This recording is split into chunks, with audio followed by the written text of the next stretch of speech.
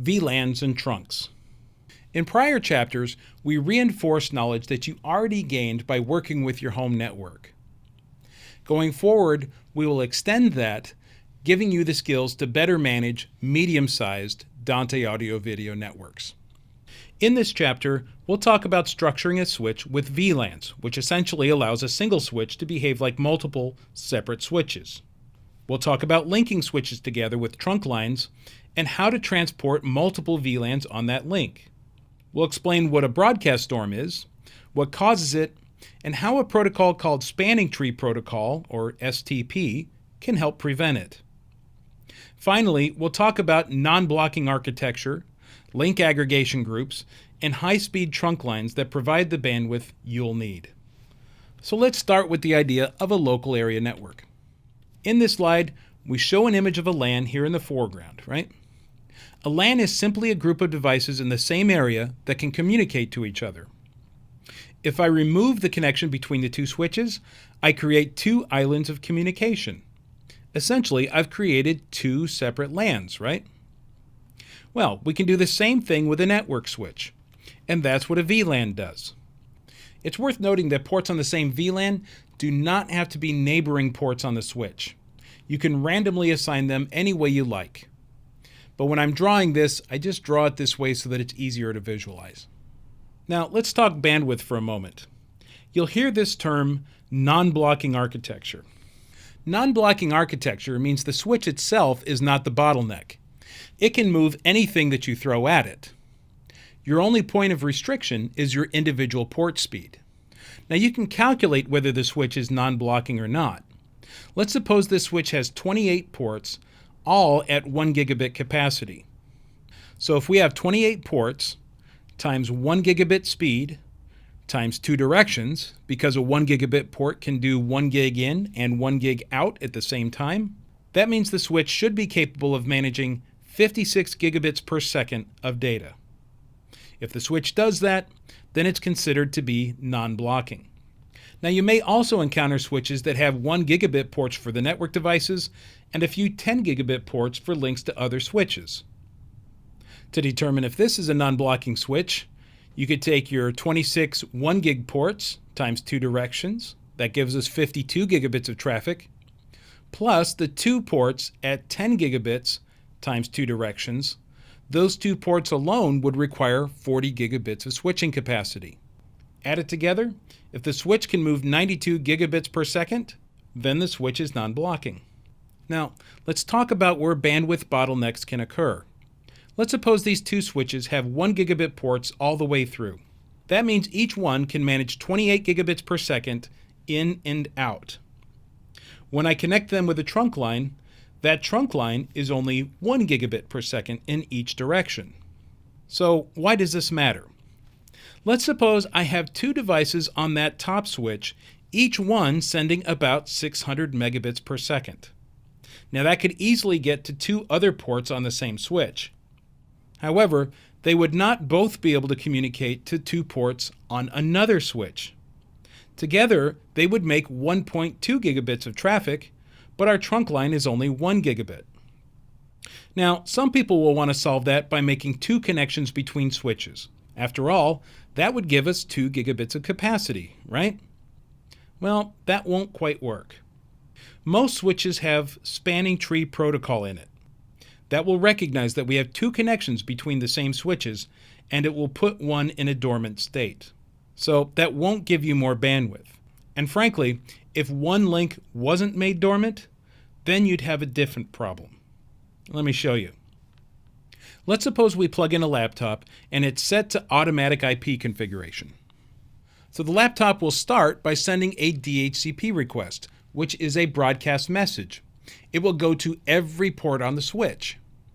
Not only does it go to every network device on this switch, but it goes to the other switch as well. In fact, it goes there twice. Now you might say, you know what, big deal. The DHCP request is a very small amount of data. I'm not really losing that much bandwidth. What harm could come of that? Well, let's see how this plays out. The broadcast message that went up one leg goes to every port on the next switch, including the other trunk link from the first switch.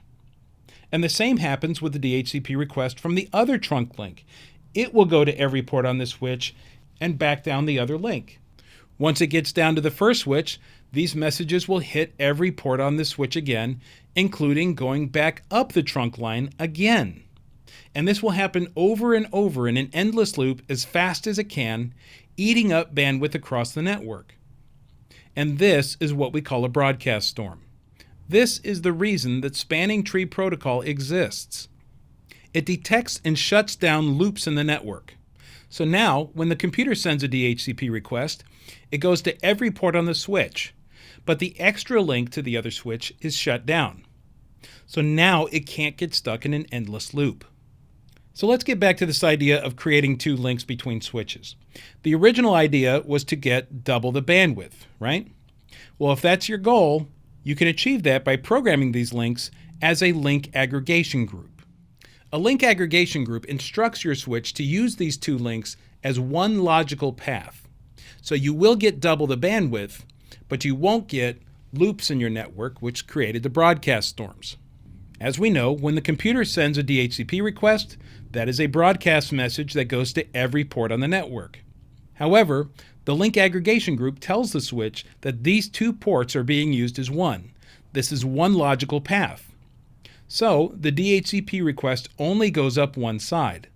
And when it reaches the other side, since that switch is also programmed to use these two links as a link aggregation group, it knows not to send the signal back down the same cable. Now this is all behaving as it should. Now, as a design feature, link aggregation groups are not limited to 2 cables in a group. I've seen switches that'll do 4 or even 8 in a group. However, even when I'm hitting 2 or 3, I got to start asking the question, should I be using a switch that's all 1 gigabit, or should I have put in a switch that is 1 gigabit ports for my destinations with a 10 gigabit uplink, right? Those switches are not very expensive, and if you need the bandwidth, that might be a much simpler way to do it. So let me throw another scenario out there. What if I had 2 VLANs and I run one trunk line on each VLAN between the switches? Logically, this wouldn't create a broadcast storm because the broadcast message would be contained to the VLAN. However, this may not turn out as you plan. Older versions of Spanning Tree Protocol would not be VLAN aware. They would simply see that they're going to the same switch and shut down one of the trunk lines, leaving one of these VLANs unconnected. There are switches with newer versions of Spanning Tree that are VLAN aware, but those are further and fewer between. So when you're building a system like this, do not run separate trunk lines for each VLAN. So what could we do for this? Well, we could turn off Spanning Tree Protocol, that's one option. But another option is to configure a trunk line with multiple VLANs on it. Of course, this configuration will need to be set on both switches. We'll represent that link by candy striping it with both VLAN colors. When a trunk line is set to carry multiple VLANs, it can take packets from each VLAN and add tags to them. The other switch, understanding that this link will carry multiple VLANs, will read and remove those tags as they place the packets back into the right VLANs again. Now, certainly I can set my switches to tag every VLAN that goes down that trunk line. But if I then take my computer and plug it into that trunk port, it won't understand anything that's coming out of there. My computer is not expecting packets to have tags on it. This is extra information, and my computer will then determine these packets are malformed and it will throw them all away. To solve that problem, it's considered a best practice to leave one VLAN untagged. Now if I plug my computer into that trunk port, my computer will behave as if it's on that untagged VLAN. All the tagged packets will be thrown away. And typically what we do is configure that untagged VLAN as the VLAN that has access to the switch's configuration screens. All right, so let's get back to this for a moment. We've taken multiple VLANs and put them on a single trunk line, but what if I needed more bandwidth? Well, we can combine concepts. You can make a link aggregation group of trunk lines. So now multiple cables can move the data between multiple VLANs.